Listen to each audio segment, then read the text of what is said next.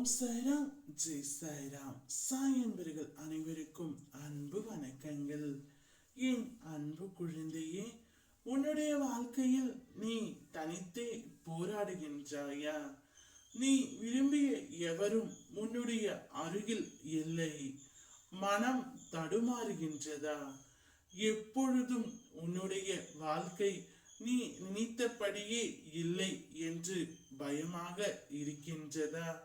உன்னுடைய மனமும் எப்பொழுதும் எதை பற்றியோ சிந்தித்துக் கொண்டே இருப்பதனால்தான் தெளிவான முடிவுகள் எடுக்க முடியாமல் தடுமாறுகின்றாய்.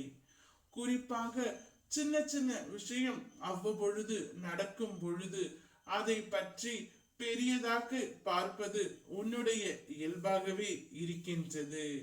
அது மனிதனின் இயல்பும் கூட.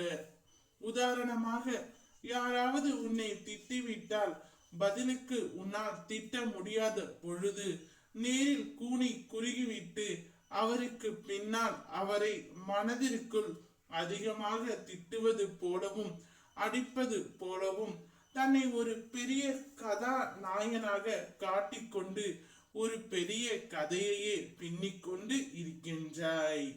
பொறாமை, சந்தேகம், அவமதிப்பு, கோபம், அவமானம், தற்பெருமை, வளவளவென பேசுதல் போன்ற உணர்ச்சிகள் உன்னை தாக்கும் பொழுது மனம் உழன்று கொண்டு கட்டுப்படுத்த முடியாமல் அதை வெளிப்படுத்தி விடுகின்றாய்.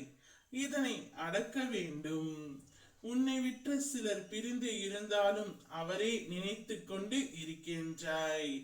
அவரால் உன் மனம் காயம் அடைந்தது மட்டுமல்லாமல் உன்னை நீயே அதிகமாக உறுத்தி கொள்கின்றாய்.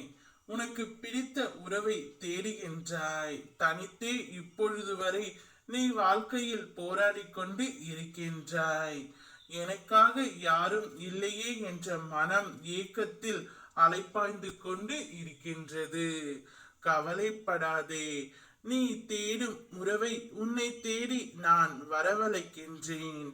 இத்தனை நாட்களாக எந்த உறவு உன் அருகில் இருந்தால் உனக்கு பக்கபலமாய் இருக்க முடியும் என்று, நீ தைரியமாக இருக்க முடியும் என்று நினைக்கின்றாயோ, அதே உறவை உன்னை தேடி நான் வரவழைக்கின்றேன்.